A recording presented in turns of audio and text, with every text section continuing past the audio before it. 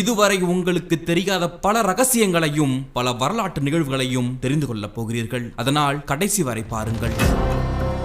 பொதுவாக நம் முன்னோர்களும் அந்த காலத்து பேரரசர்களும் கோயில்களை கட்டியதற்கு காரணம் வெறும் இறைவனை வணங்கும் ஒரு தலமாக மட்டுமின்றி அவர்களுடைய சொத்துக்களையும் வரி வசூல் செய்யும் ஒரு அலுவலகமாகவும் தங்கங்களையும் பாதுகாத்து வைக்கும் பண்டக சாலைகளாகவும் தான் கோவில்களை பார்த்தார்கள். சேர மன்னர்கள், பாண்டிய மன்னர்கள், சோழ மன்னர்கள் கட்டிய பல கோவில்களுக்குள்ளே பல நிலவரைகள் இருந்தன. நீங்கள் நன்றாக கவனிக்கும் பொழுது தஞ்சை பெருவுடையார் கோவிலை சுற்றி பெரிய அகழி இருக்கும். அந்த அகழி ஏன் உருவாக்கப்பட்டது? அந்த காலத்து மூவேந்தர்களின் பொருளாதார கோவிலை பின்புலமாக கொண்டு தான் இயங்கியது. இதை பல வரலாற்று அறிஞர்கள் ஆணித்தரமாக சொல்லி இருக்கிறார்கள். அதனால்தான் தஞ்சை பெருவுடையார் கோவிலை சுற்றி அவ்வளவு பெரிய அகழியை அமைத்தார்கள். எதிரி நாட்டு கையில் அரசர் அகப்பட்டாலும் அரசர்களின் சொத்துக்களையும் அந்த இறைவனின் சொத்துக்களையும் பாதுகாக்கத்தான் கோவில்களுக்குள்ளே அறைகள் அமைத்து நிலவறைகளாக அதற்குள்ளே பொக்கிஷங்களை வைத்தார்கள். அந்த காலத்தில் தஞ்சை பெருவுடையார் கோவிலை சுற்றி பல சொத்துக்கள் இருந்தன. ஏன்? அந்த கோவில் கோபுரமே தங்கமாக இருந்தது. அதனால்தான் அந்த கோவிலை சுற்றி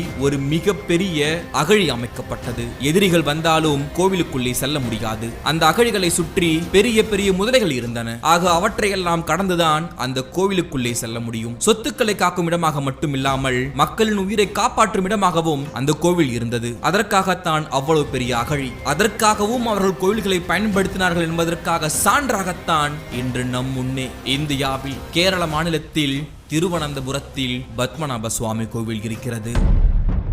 செல்வத்தின் அதிபதியான திருப்பதி வெங்கடாஜலபதியையே மிஞ்சிவிடும் அளவிற்கு திருவனந்தபுரத்தில் இருக்கின்ற பத்மநாப சுவாமி கோவிலுக்கு எப்படி அவ்வளவு சொத்துக்கள், எப்படி அவ்வளவு தங்கங்கள், வைரங்கள், வைடூரியங்கள் வந்து சேர்ந்தன? பாதாள அறைகளை திறக்க திறக்க தங்கமும் வைரமும் வைடூரியமும் வந்து கொண்டே இருந்தது. எப்படி அந்த பாதாள அறைக்குள்ளே 1,00,000 கோடி ரூபாயை தாண்டும் அளவிற்கான அவ்வளவு மதிப்பு மிக்க அந்த சொத்துக்கள் சென்றன? நாம் கொஞ்சம் கால ஓட்டத்தில் பயணிக்க வேண்டும். கிமு 500ஆம் நூற்றாண்டு தான் பத்மநாப சுவாமி கோவில் கட்டப்பட்டதாக பல மர்ம கதைகள் இருக்கின்றன.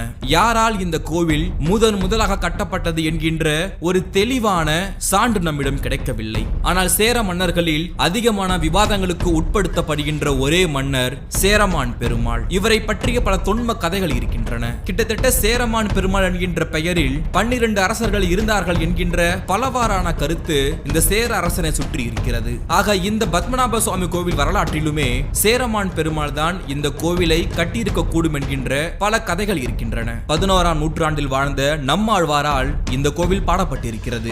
முதலாக இந்த கோவில் கட்டப்பட்ட வரலாறு தான் தெரியாதே தவிர 16ஆம் நூற்றாண்டில் தான் இந்த கோவில் முழுமையாக கட்டப்பட்டது என்கின்ற எழுத்து வடிவிலான பல கல்வெட்டுகள் வழியாகவும் ஓலைச்சுவடுகள் வழியாகவும் நிரூபிக்கப்பட்டுள்ளது. பொதுவாக கேரள கட்டிடக்கலை மரத்தை அடிப்படையாக கொண்டது. மேலும் ஓடு, சாய்வான மேல் பகுதி, கூரைக்கு முக்கியத்துவம் கொடுப்பது, கோவிலுக்குள்ளே பெரிய மண்டபம் இல்லாமல் இருப்பது போன்றவை எல்லாம் கேரள கோவிலுக்கான அடையாளமாக இருக்கிறது. இந்த கேரள கட்டிடக்கலையானது நேபாளம், சீன கட்டிடக்கலையை போன்றதாக இருக்கும். இவ்வாறாக மரத்தாலான இந்த கோவில் ஒரு முறை எரிந்து போகிறது. மூலவராக இருக்கும் பாம்பின் மீது படுத்திருக்கும் அந்த பெருமாளும் எரிந்து போகிறார். அதற்கு பிறகு ஒரு அரசன் வருகிறார். அவருடைய பெயர் மன்னர் மார்த்தாண்டவர்மா. திருவிதாங்கூர் அரசை உருவாக்கி அதை பல ஆண்டுகளாக வெற்றிகரமாக ஆண்டவர் இந்த மார்த்தாண்டவர்மா. அந்த காலகட்டத்தில் மார்த்தாண்டவர்மா தான் தென் கேரளா முழுவதுமே கைப்பற்றி இருந்தார். 1729 முதல் 1758 வரை அந்த பகுதியை ஆண்டவர். இன்று நாம் பார்க்கும் பத்மநாப சுவாமி கோவில் கட்டியவர் இவர்தான். ஏற்கனவே இருந்த கோவில் இருந்தபடியால் புதிதாக அந்த கோவிலை புதுப்பித்து விரிவுபடுத்தி பல அறைகளை வைத்து அந்த கோவிலை கட்டினார் இந்த மார்த்தாண்டவர்மா. இவருடைய ஆட்சி காலத்தில் தான் இந்த கோவிலுக்கான சொத்து மதிப்பு அதிகமாகிறது. இந்த கோவிலின் உட்புறத்தில் இன்று இருக்கும் இந்த விஷ்ணு சிலையை நேபாளத்தில் இருந்து கொண்டு வரப்பட்ட சால கிராமத்தில் செய்யப்பட்டது. இந்த சால கிராமங்கள் என்பது அந்த நாட்டில் புனித ஆறாக கருதப்படும் கண்டகி முதலான ஆற்றில் கிடைக்கின்ற அந்த புனித கல்லை கொண்டு இந்த விஷ்ணு சிலை செய்யப்பட்டிருக்கிறது. இந்த கோவிலில் பல இடங்கள் திராவிட கட்டிடக்கலையாக இருப்பதற்கு காரணம் அங்கு தமிழ்நாட்டை சேர்ந்த பல ஸ்தபதிகள், ஆசாரிகள், வேலையாட்கள் எல்லாம் வேலை செய்திருக்கிறார்கள். அதற்கான ஆதாரங்கள் அங்கே இருக்கின்றன. இந்த மார்த்தாண்டவர்மா மிகுந்த தந்திரமும் புத்தி கூர்மையும் கொண்டவர். பிரிட்டிஷ் மக்கள் இந்தியாவிற்குள் வருவதற்கு முன்பு டச் கம்பெனியர்கள் இந்தியாவை அடிமைப்படுத்த எண்ணினார்கள். அந்த டச்சு கம்பெனியர்கள் மீது மார்த்தாண்டவர்மா போர் புரிந்து அவர்களை தோற்கடித்தார். 1741ஆம் ஆண்டில் குளச்சல் போரில் டச்சுக்காரர்கள் தோல்வியை தழுவினார்கள். அதில் இருந்த ஒரு டச்சு தளபதி இவருடைய படையில் சேர்ந்து கொண்டார். பின்னர் இவருடைய வீரர்களுக்கு நவீன போர் முறையில் பயிற்சி அளித்து பல போர் வித்தைகளை அவர் கற்றுக் கொடுத்தார். அவ்வாறு கற்றுக் கொடுப்பதற்காகவே அவரை கொல்லாமல் விட்டு வைத்திருந்தார் இந்த மார்த்தாண்டவர்மா. நவீனப்படுத்தப்பட்ட அவருடைய படைகளை கொண்டு பல சிறிய அரசுகளை கைப்பற்றினார். அப்பொழுது கொச்சி வரை சென்று அந்த அரசோடு ஒப்பந்தம் போட்டுக்கொண்டு வடக்கு எல்லையில் அமைதியை நிலவச் செய்தார் இந்த மன்னர். ஆக இவருடைய காலகட்டத்தில் பல அரசுகள் மீது போர் செய்தும் டச்சு கம்பெனி மீது போர் செய்தும் அவர் பல செல்வங்களை சேர்த்தார். இவர் சேர்த்த செல்வங்கள் ஒருபுறம் இருந்தாலும் இவருக்கு முன்னால் வாழ்ந்த பல முன்னோர்கள் வழியாகவும் பல தங்க நாணயங்கள் இவரிடம் இருந்திருக்கிறது. ஏனென்றால் அந்த அறையில் கிடைத்த பல பொக்கிஷங்களில் பல அயல் நாட்டு தங்க நாணயங்கள் நமக்கு கிடைத்திருக்கின்றன. அவற்றையெல்லாம் இவர்களுக்கு முன்னால் வாழ்ந்த முன்னோர்கள் எப்படி பெற்றிருப்பார்கள் என்று எண்ணி பார்க்கும் பொழுது நமக்கு ஆச்சரியமான பல தகவல்கள் கிடைக்கின்றன. கிமு 31 முதல் கிபி 305 ஆண்டுகளில் ரோமானிய அரசியல்வாதிகள் மற்றும் சரித்திர ஆசிரியர்கள் ஆகியோர் அவர்களது மனைவியரை மகிழ்விக்க வாங்கிய வாசனை பொருட்கள் மற்றும் பட்டு ஆகியவற்றிற்கு ஈடாக இந்தியாவில் உள்ள வியாபாரிகளிடம் அதிக அளவிலான தங்கத்தை இழக்க வேண்டியிருந்தது. அதாவது பண்டமாற்று முறையில் தங்கத்தை கொடுத்து வாசனை பொருட்களையும் பட்டு மிளகு ஆகியவற்றையும் வாங்கி கொண்டார்கள். இதன் மூலம் கடல் வர்த்தகம் மேற்கொண்டதன் காரணமாக தங்கம் நமக்கு கிடைத்திருக்கிறது. அவை அனைத்தும் தென்னிந்தியாவின் கடற்கரை நகரங்களில் செல்வ செழிப்பாக சேர்ந்தது. அவ்வாறு சேர்த்த அந்த செல்வங்களை எல்லாம் தான் இவருடைய ஆட்சி காலத்தில் பத்மநாப சுவாமி கோவிலை புதியதாக கட்டி அதில் இவர் உருவாக்கிய 6 அறைகளில் அவர் நிரப்பினார். அனந்த சுவாமி இருக்கும் கர்ப்பகிரகத்தில் இருந்து 20 அடி ஆழத்தில் இந்த 6 ரகசிய கதவுகள் கொண்ட இந்த 6 அறைகள் இருக்கின்றன. அன்று அவருடைய காலகட்டத்தில் சேர்க்கப்பட்ட இந்த சொத்துக்கள், இந்த தங்கங்கள், வைரங்கள், வைடூரியங்கள் அன்றிலிருந்து 2011 வரை அதில் உறங்கிக் கொண்டிருந்தது. அதனால்தான் இன்று உலகின் பணக்கார கடவுளாக அவர் இருக்கிறார். சரி, இவ்வளவு செல்வங்களை சேர்த்த அந்த மன்னர் தன்னுடைய இறுதி காலத்தில் என்ன செய்தார் தெரியுமா? அந்த கோவிலில் குடிகொண்டிருக்கும் அனந்த பத்மநாப சுவாமியிடம் தன்னுடைய வாளை சமர்ப்பித்து தன்னையே அவருடைய சேவகராக அவர் ஆக்கிக் கொண்டார். ஒரு அரசன் ஒருவனுக்கு முன்னால் தன்னுடைய வாளை வைத்து வணங்கினால் அந்த அரசு இதற்கு பிறகு யார் முன்னால் வணங்கினானோ அவனுக்கு சொந்தம் என்று பொருள். அதன் அடிப்படையில் பார்க்கும் பொழுது அனந்த பத்மநாப சுவாமியாக இருக்கும் அந்த விஷ்ணு பகவான் முன்பு அந்த சன்னதிற்குள்ளே தன்னுடைய நாட்டையே அந்த அரசன் அந்த கடவுளிடம் தந்துவிட்டு தன்னை ஒரு சேவகராக, அதாவது அந்த பத்மநாப சுவாமியின் ஒரு தாசனாக ஆக்கிக் கொண்டார். இதை பல வரலாற்று செய்திகள் உறுதிப்படுத்துகின்றன. கடைசியாக வாழ்ந்த திருவனந்தபுரத்து மகாராஜாவான உத்திராடம் திருநாள் மார்த்தாண்டவர்மா கூட அதை உறுதிப்படுத்துகிறார். ஒரு நேர்காணலில் அவர் என்ன சொன்னார் என்றால், ஆன்மீகத்தில் ஈர்க்கப்பட்ட அவர் பத்மநாப சுவாமியிடம் அவருடைய செல்வம் அனைத்தையும் நாட்டையும் கோவிலுக்கு கொடுத்து சரணடைந்து விட்டார். அவர் மட்டுமில்லாமல் அவருடைய குடும்பத்தையும் அவர் அதில் சேர்த்து கொண்டார். ஆக எவ்வளவு செல்வங்கள் இருந்தாலும், வைரங்கள், தங்கங்கள் இருந்தாலும் நமக்கு எந்தவித செருக்கும் வரக்கூடாது என்கின்ற நோக்கத்தோடு அந்த செல்வங்கள் அனைத்தையுமே பத்மநாப சுவாமிக்கு கொடுத்து விட்டார். அதிக பணம், அதிக தங்கம் ஆணவத்தை வளர்க்கும் என்று எண்ணிய அவர் தன்னை அந்த பத்மநாபருக்கு தாசர் என்று அறிவித்தார். தாசர்கள் என்றால் கட்டளை ஏற்று ஊழியம் செய்பவர்கள், வேலைக்காரர்கள் இல்லை. ஒரு வேலையால் ராஜினாமா செய்யலாம், ஓய்வு பெறலாம். ஆனால் தாசர்கள் வாழ்நாள் முழுவதும் ஊழியம் செய்ய வேண்டும். அவ்வாறாக அவரை அவர் தாசராக்கி கொண்டார். அன்று முதல் திருவாங்கூர் அரசர்கள் ஒவ்வொருவரின் பெயருக்கும் முன்னால் பத்மநாப தாசர் என்கின்ற பட்டம் சேர்ந்து கொண்டது. இதனால் பத்மநாப சாமியே திருவிதாங்கூரின் தலைவர் என்ற நிலை உண்டானது. அவருடைய காலகட்டத்தில் இருந்து பிரிட்டிஷ் மக்கள் இந்தியாவிற்குள் வந்தாலுமே குடியேற்றவாத ஆட்சி காலத்து படைத்துறை மரபுகளின்படி பத்மநாப சுவாமிக்கு பிரித்தானிய ஆட்சியாளர்கள் 21 குண்டுகள் மூலம் மரியாதை செய்யும் வழக்கம் அன்று இருந்தது. ஏன், இந்தியாவில் மன்னர் முறை நீக்கப்படும் வரை இந்திய ராணுவமும் இந்த வழக்கத்தை கடைபிடித்து வந்தது. இன்றும் அந்த ஊர் மக்களை பொறுத்தவரை திருவனந்தபுரத்தின் அரசராக பத்மநாப சுவாமி தான் இருக்கிறார். அதனால்தான் என்னவோ கடவுளின் தேசமாக இன்று வரை கேரளா பார்க்கப்பட்டு வருகிறது. சரி, இது ஒரு புறம் இருக்க, எவ்வளவு தங்கத்தையும் செல்வத்தையும் அந்த கோவிலுக்குள் அடைத்து வைத்த ராஜ மார்த்தாண்டவர்மா காலத்திற்கு பிறகு பிரிட்டிஷ் மக்களுக்கு அது தெரியாமல் போனது என்கின்ற ஒரு ஆச்சரியம் உங்களுக்கு வரலாம். அதற்கும் இங்கு விடை இருக்கிறது. மதிலகம் ஆவணங்கள் எனப்படும் அரச ஆணை குறிப்புகளின்படி 1789 திப்பு சுல்தான் திருவிதாங்கூர் மேல் படையெடுத்து வந்தபொழுது அவரிடம் இருந்து ஆலய சொத்துக்களையும் திருவிதாங்கூர் அரசாங்க கஜானாவையும் காப்பாற்றிக் கொள்ளும் பொருட்டு அதற்குள்ளே அவைகள் எல்லாம் அடைத்து வைக்கப்பட்டிருக்க வேண்டும். அப்பொழுது மன்னராக இருந்தவர் தர்மராஜா என்று அழைக்கப்பட்ட கார்த்திகை திருநாள் ராமவர்மா. அவரது அமைச்சராக இருந்தவர் நவீன திருவிதாங்கூரின் சிற்பிகளில் ஒருவரான ராஜகேசவதாஸ். இவருடைய திட்டமாகத்தான் இந்த பாதுகாப்பு அறைகள் இருந்திருக்க வேண்டும் என்று சொல்லப்படுகிறது. தர்மராஜாவுக்கு பின்பு வந்த பல அரசர்களுக்கு அந்த உண்மை தெரிந்திருக்கவில்லை. தெரிந்திருந்தால் கண்டிப்பாக அதை தெரிந்திருப்பார்கள், செல்வத்தை அழித்திருப்பார்கள். தர்மராஜா மகாராஜா தன்னுடைய ஆட்சியின் இறுதி காலகட்டத்தில் தன்னுடைய வாரிசான அவிட்டம் திருநாள் பாலராமவர்மாவை இளவரசு பட்டத்தில் இருந்து நீக்கிவிட்டார். காரணம் அந்த இளவரசருடைய ஊதாரித்தனம் மற்றும் பெண் பித்து. இதில் இன்னொரு தகவலும் இருக்கிறது. மருமகள் வழிகொண்ட திருவிதாங்கூர் அரச குலத்தில் தர்மராஜாவிற்கு பின்பு அவரது மருமகளுக்கு மட்டுமே தெரிந்திருக்க வேண்டும் இந்த ரகசியம். திருவிதாங்கூர் அரசானது பெண்களை மதிக்கக்கூடியவர்கள். ஆண்களுக்குத்தான் அதிக உரிமை என்று இல்லை. மருமகள் வழியாகத்தான் அந்த அரசு நடத்தப்பட்டு வந்திருக்கிறது. அப்படி பார்க்கும்பொழுது இந்த ரகசியம் தெரிந்த அந்த பெண்கள் ஆண்களிடம் சொல்லாமல் விட்டிருக்கலாம். அப்படி சொல்லி இருந்தால் ஆண்கள் வழியாக அது பிரிட்டிஷ் கைகளுக்கு சென்றிருக்கும். ஒருவேளை இந்த ரகசியம் தெரிந்திருக்கலாம். ஆனால் உயிரே போனாலும் நம் நாட்டு சொத்து அவர்களுக்கு போகக்கூடாது என்பதால் கூட அவர்கள் சொல்லாமல் இருந்திருக்கலாம். பல வருடங்களாக அந்த பாதாள அறைகளுக்குள்ளே புதைந்து கிடந்த உறங்கிக் கொண்டிருந்த அந்த பொக்கிஷம் வெளியே தெரிவதற்கான காரணம் என்ன தெரியுமா? இந்த அரச பரம்பரையில் ஒரு மறைந்த மன்னர் சித்திரை திருநாள் பாலராமவர்மா அவர்களுக்கு ஒரு கனவு இருந்தது. அதாவது இந்த கோவிலின் கருவறைக்கு முன்னால் உள்ள ஒற்றைக்கால் மண்டபத்திற்கு பொன் வேய வேண்டும் என்கின்ற ஒரு கனவு இருந்தது. எப்படி சிதம்பரம் நடராஜர் கோவிலுக்கு பொன் வேய்திருக்கிறார்களோ அதே போல் இவருக்கும் வேய வேண்டும் என்கின்ற ஒரு கனவு இருந்திருக்கிறது. அவரது ஆசையை நிறைவேற்ற அவருடைய காலகட்டத்திற்கு பின்பு வந்த உத்திராடம் திருநாள் மார்த்தாண்டவர்மா மகாராஜா முயற்சி செய்கிறார். அவர் இப்பொழுது மறைந்து விட்டார். அப்பொழுது அவருக்கு ஒரு ஆலோசனை சொல்லப்பட்டது. ஆலயத்தின் கருவறைக்கு அருகே நிரந்தரமாக பூட்டியே இருக்கும் அந்த 6 ரகசிய அறைகளில் சிலவற்றில் அனந்த பத்மநாபனுக்கு சொந்தமான பல தங்கங்கள் இருப்பதாகவும் அவற்றை எடுத்து உருக்கி அதை பயன்படுத்தலாம் என்கின்ற ஒரு யோசனை சொல்லப்படுகிறது.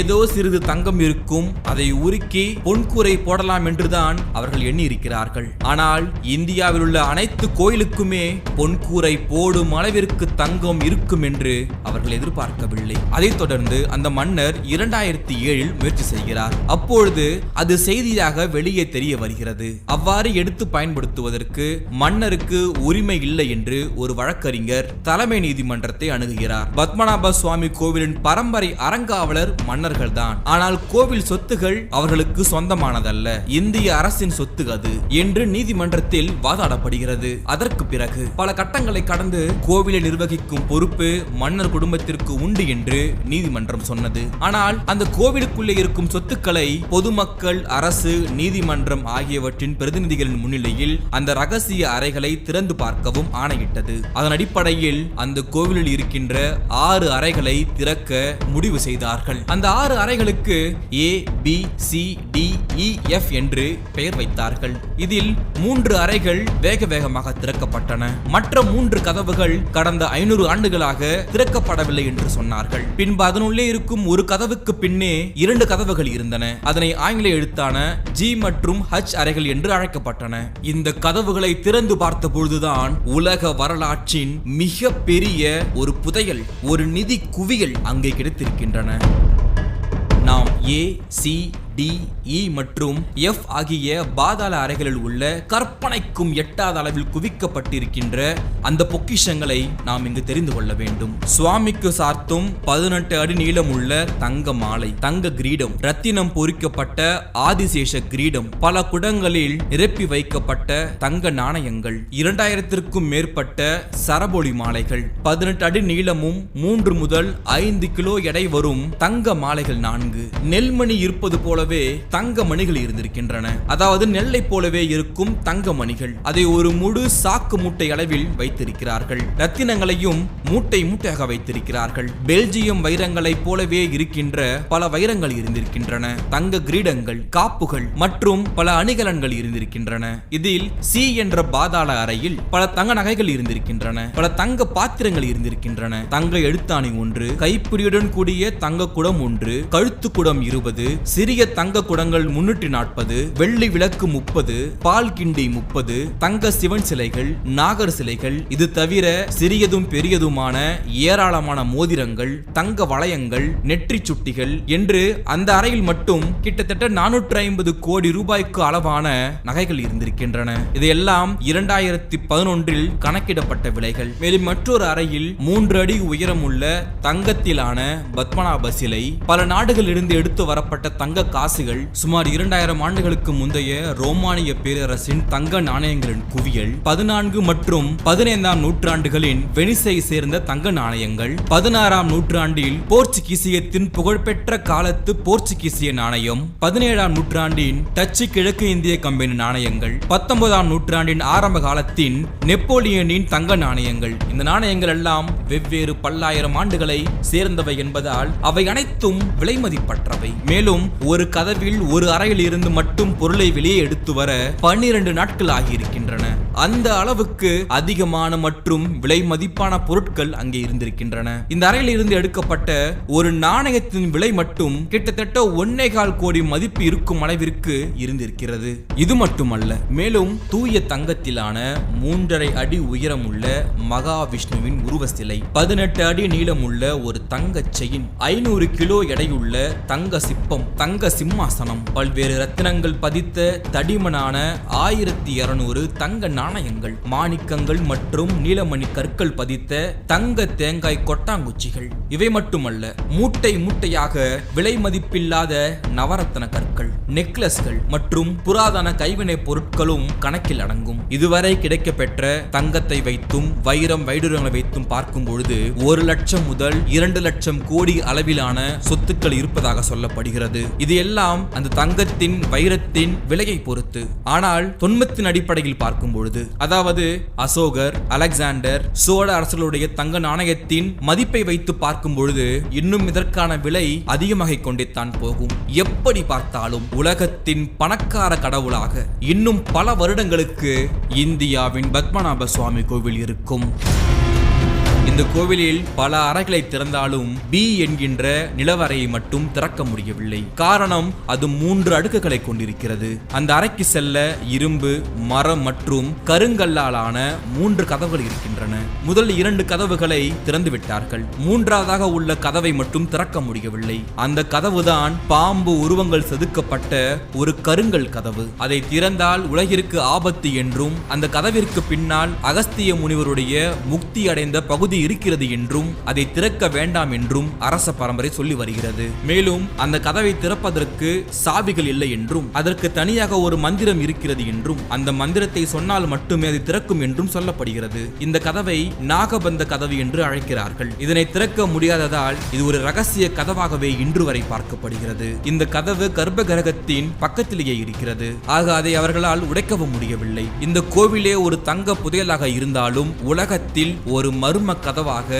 இன்று வரை அந்த கதவு பார்க்கப்படுகிறது. இந்த சமயத்தில் இந்த கோவிலை பற்றிய ஒரு கட்டுரை நியூயார்க் நகரில் வெளியானது. அதில் என்ன சொல்கிறார்கள் என்றால், திருவனந்தபுரத்தில் வசிப்பவர்களின் பெரும்பாலானோர் இந்த கோவிலில் உள்ள அந்த முக்கிய பாதாள அறைகளை திறந்து சோதித்து பார்க்க விரும்பவில்லை, ஆர்வம் காட்டவில்லை என்று சொல்லுகிறது. ஒருவேளை அந்த பாதாள அறை அமெரிக்காவில் இருந்திருந்தால், அதை ஒரு மர்மம் என்று சொல்லி இருந்தால், கண்டிப்பாக ஒரு நாடு அது என்ன மர்மம் திறந்துதான் பார்க்கலாமே, உள்ளே என்ன இருக்கும், மர்மங்கள் என்று எதுவும் இருக்கக்கூடாது, அனைத்தும் அறிவியலின் அடிப்படையில் பார்க்க வேண்டும், மர்ம முடிச்சுகளை பிரித்து பார்க்க வேண்டும் என்று சொல்லி அமெரிக்கா அந்த கதவுகளை திறந்திருக்கும். ஆனால் இந்தியாவில் இன்னும் அவர்களுடைய பாரம்பரியத்தை மதிக்கிறார்கள், ஆன்மீக ரீதியாக அதை பார்க்கிறார்கள். உள்ளே இன்னும் பல லட்சம் கோடி தங்கங்கள் இருந்தாலும் அதை எல்லாம் அவர்கள் மனதில் கொள்ளாமல், நிதி சார்ந்து எண்ணாமல், அதை ஒரு ஆன்மீக பார்வையில் பார்க்கும் பொழுது கலாச்சாரத்திற்கு முக்கியத்துவம் கொடுக்கும் நாடாக இந்தியா திகழ்கிறது என்கின்ற ஒரு கட்டுரையை நியூயார்க்கில் இருக்கின்ற ஒரு பத்திரிகை வெளியிட்டது.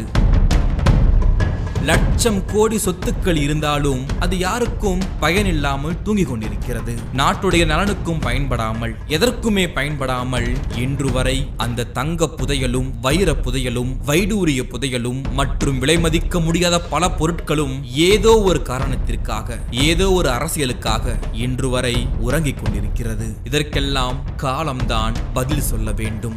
இவ்வளவு சொத்துக்களை வைத்து எந்த மாதிரியான ஒரு முன்னேற்றத்தை, மாற்றத்தை நம் இந்தியாவில் ஏற்படுத்தலாம் என்கின்ற உங்களுடைய கருத்தை கீழே கமெண்ட் பாக்ஸில் சொல்லுங்கள். நீங்கள் இந்த கோவிலுக்கு சென்றால் நான் சொல்ல போவதை ஒரு நிமிடம் உங்கள் கண்களை மூடி எண்ணிக்கொள்ளுங்கள். நீங்கள் நடந்து செல்லும் அந்த பாதை, அந்த கோயில் வளாகம், அது முழுக்க முழுக்க தங்கத்தாலும் வைரத்தாலும் வைடூரியத்தாலும் கிட்டத்தட்ட 1 லட்சம் முதல் 2 லட்சம் கோடிகள் மதிப்புள்ள அவ்வளவு பொக்கிஷத்திற்கு மத்தியில் நீங்கள் நடந்து சென்று அந்த இறைவனை தரிசித்துக் கொண்டிருக்கிறீர்கள்.